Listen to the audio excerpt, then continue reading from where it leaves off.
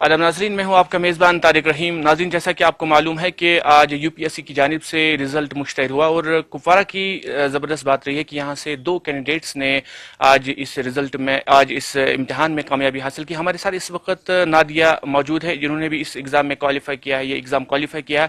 हम इनसे जानना चाहेंगे कि आया किन हर्डल्स और उनका पहला रिएक्शन।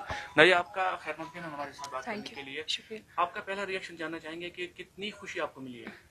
मुझे बहुत ज़्यादा खुशी हुई क्योंकि इस रिज़ल्ट का सभी को इंतज़ार था, मुझे भी इंतज़ार था।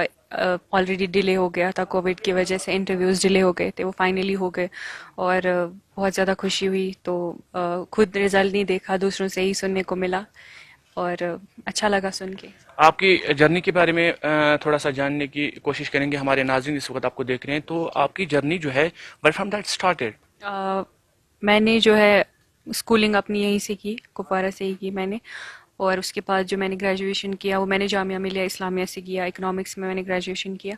उसके बाद मैंने पीजी नहीं किया, मैंने डायरेक्टली प्रिपेयर करना शुरू किया और मैंने फ़र्स्ट अटैम्प्ट 2018 में दिया।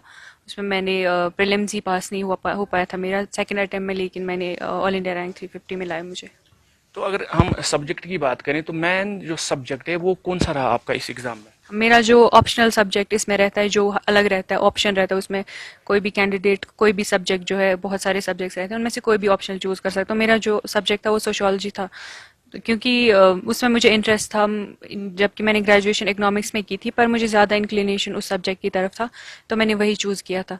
और जनरल स्टडीज़ जो था वो सब कैंडिडेट्स के लिए कॉमन होता है, वो उसमें कोई ऐसे। Nadia, there is a perception which is in the society that to qualify this exam, you need to be in isolation, that to be in Delhi. So what is your take on that? Does it need कि आपको दिल्ली जाके वहाँ पे preparation करनी होती है? क्या वो ज़रूरी है इस चीज़ के लिए, इस एग्ज़ाम को क्वालिफाई करने के लिए? ये है कि आइसोलेशन कुछ हद तक रहता है, कुछ हद तक ज़रूरी है, क्योंकि अर्ली स्टेज इसमें बहुत। I'm talking about Delhi. To be in Delhi, that is necessary. Delhi का मैं नहीं कहूँगी कि दिल्ली में ही रहना ज़रूरी है, पर यह है कि जहाँ भी आप रहें आपको वहाँ पे अच्छा सा पढ़ाई का माहौल होना चाहिए, एटमॉस्फेयर अच्छा होना चाहिए। थोड़े आपको, क्योंकि कॉन्टैक्ट्स उतने थोड़े बहुत कम रखने पड़ते हैं आपको, थोड़ा बहुत, क्योंकि अच्छा सा माहौल होना चाहिए पढ़ाई का। कहीं भी जहाँ आपको माहौल मिल रहा है आप वहाँ प्रिपेयर कर सकते हैं। एक और रुझान की हम अगर बात करें, एक और परसेप्शन की अगर हम बात करें, वो ये है कि कोचिंग का बड़ा इसमें रहता है। बहुत सारे कैंडिडेट्स जो हैं उनमें ये रुझान रहता है कि इसके लिए कोचिंग बहुत ज़रूरी है। तो आपकी क्या टेक होगी? क्या इस एग्ज़ाम को क्वालिफाई करने के लिए you need to take coaching, और व्हाट इज़ योर? मैं ये बोलूँगी कि कैंडिडेट्स क्योंकि हर तरह के बैकग्राउंड से आते हैं, मोस्टली इंजीनियरिंग बैकग्राउंड से आते हैं, मेरा सोशल साइंसेस का बैकग्राउंड था, तो हर कैंडिडेट की अपनी स्ट्रेंथ अपनी वीकनेस होती है। तो मुझे जब मैंने ग्रेजुएशन किया था तो मुझे थोड़ी बहुत फाउंडेशन मैंने बनाई थी, तो मुझे लगा था कि मेरे लिए कोचिंग ज़रूरी नहीं है, और मैंने जनरल स्टडीज़ के लिए जो है कोचिंग नहीं की थी, बट मैंने ऑप्शनल सब्जेक्ट जो उसमें मुझे वीकनेस लगा था उसमें मैंने कोचिंग की थी। तो हर इंसान को अपनी स्ट्रेंथ और वीकनेस पता होनी चाहिए और उसके हिसाब से आपको जो है हेल्प लेनी चाहिए, आपको ऑप्शनल में लेनी है, जनरल स्टडीज़ में लेनी है। कुछ कैंडिडेट्स हैं जो पूरे सब्जेक्ट्स में कोचिंग लेते हैं, और आपको आई थिंक वही चीज़ आइडेंटिफाई करनी है कि आपको किस चीज़ की ज़रूरत है, वो आपको वैसे। क्या did you take coaching? I took coaching for optional subject only, I didn't take coaching for general studies जी। तो जो हमारे जो डिस्ट्रिक्ट कुपवारा की अगर हम बात करें, तो आपको खुद भी मालूम है कि बड़ा बैकग्राउंड ये इसका जो है कुपवारा का, तो रूरल एरिया है। यहाँ के जो लोग हैं बड़े पसमानदा तबके से ताल्लुक़ रखते हैं। अक्सर बेशतर अगर हम बात करें तो जो कैंडिडेट्स हैं यहाँ पे, उनके लिए आपकी क्या मैसेज रहेगी? जो लोग इस एग्ज़ाम को इसमें अपियर होना चाहते हैं, तो उनके लिए आपकी क्या मैसेज है?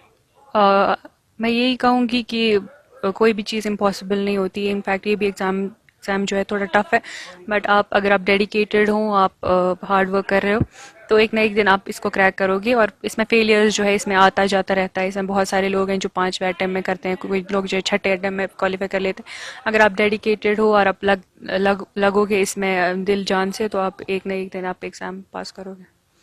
शुक्रिया आपका। तो नाजरीन, आपने देखा कि हमारे साथ नादिया बात कर रही थी। इनका ये मानना है कि आप अगर इस एग्ज़ाम में क्वालिफाई करना चाहते हो तो आपकी डेडिकेशन जो है वो बहुत ज़रूरी है इस एग्ज़ाम को क्वालिफाई करने के लिए। अपने साथी शमीम भट्ट के साथ तारिक रहीम, Vilgam, Handwara. It is a very proud moment for all of us.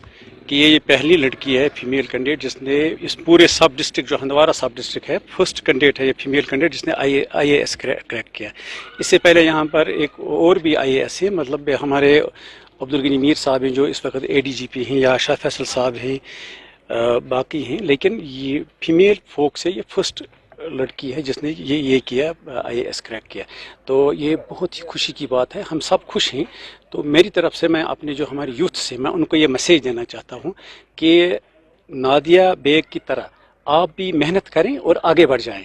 یہ نہ سمجھیں کہ کوئی لڑکی ہے تو شاید وہ نہیں کر پائے گی، جو بھی محنت کرے گا وہ آگے بڑھ سکتا ہے. یہ میری میسیج ہے ہمارے جو یوتھ ہیں جو اس وقت پڑھ رہے ہیں، تو ان کے لیے یہ میری ریکویسٹ بھی ہے، میسیج بھی ہے کہ وہ محنت کریں اور آگے بڑھیں.